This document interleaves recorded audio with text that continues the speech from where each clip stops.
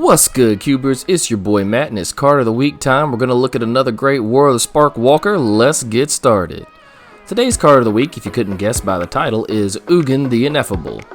For 6 mana, you get a legendary Planeswalker Ugin. Static ability, colorless spells you cast cost 2 less to cast.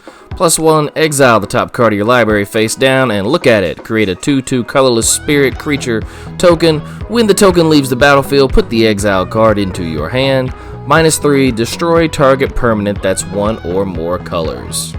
So his static ability is pretty innocuous and flavor text a lot of the time. But it works great with Eldrazi's. That's true, it does work well with Eldrazi or actually other artifact or colorless spells. The +1 creates a 2/2 token that provides some card advantage, and the -3 is Ugin's self-protection.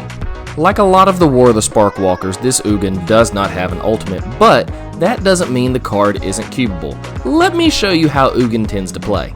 So we shuffle up, and most of the time when I play Ugin, I play him and he tends to plus first, making that 2/2 token and exiling a card face down.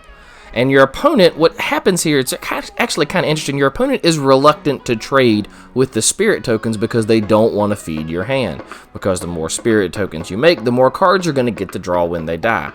But eventually you end up using them as chump blockers or trying to swing in for the win, and when your opponent blocks and kills them, you get to draw a card, which is just so tasty, so spicy.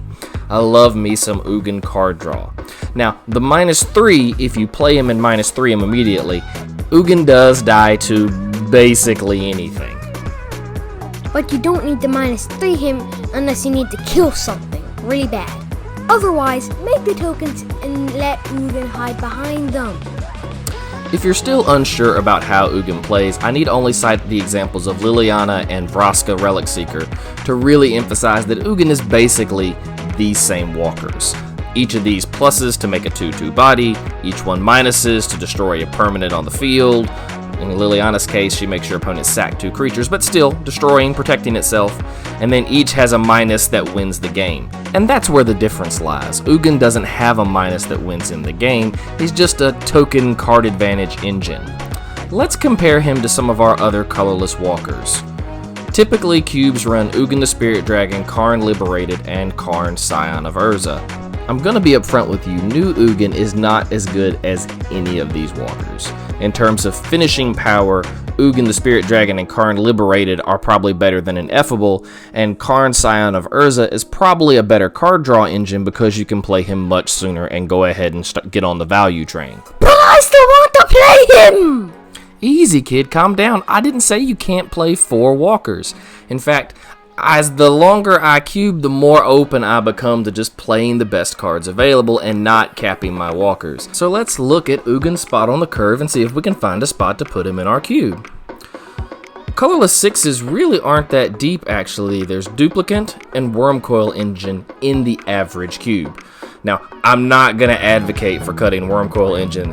That card is stupid, and if you aren't playing a Wormcoil Engine, it's either because of power restriction or I don't know. That's all I got. That's all I got. If you're not worried about power restriction, you should be playing Wormcoil Engine. That card ends games. Duplicant, on the other hand, is interesting because Duplicant is a 6 mana removal spell with a body, which isn't that far removed from what Ugin is. After all, you can play Ugin at 6 and minus him to destroy something. So here's where we find room for Ugin. I think we cut Duplicant if he's in the average cube and play Ugin in his place. Ugin is a better engine, he's more versatile, more decks want him. I think that's a pretty easy swap. So I can play Ugin? Yeah, kid, I think you can. We're gonna cut Duplicant and play Wormcoil Engine and Ugin instead. So let's wrap this thing up. It's time for a grade. Ugin is a solid walker, lots of value, plays pretty standard to the Liliana Dreadhorde General and Vraska, both of which are cube good, but he's not the best colorless walker, and if you don't have room, he's not going to make the cut. So I think Ugin is a solid B. I think he's very playable, very cubable, and you're not going to be disappointed in him. In fact, you could play him over Ugin the Spirit Dragon simply because of budget, as this card is only $4.15, and Ugin the Spirit Dragon is, well, not. He's not. He's a lot more expensive. So that's gonna do it for today, Cubers. Be sure to like and subscribe. Hit the little bell. Tell us in the comments below if there's a card you want us to look at for Card of the Week. Follow us on the Twitter at cubefortwo. And as always, and until next time, Shuffle up and keep cubing, my friends.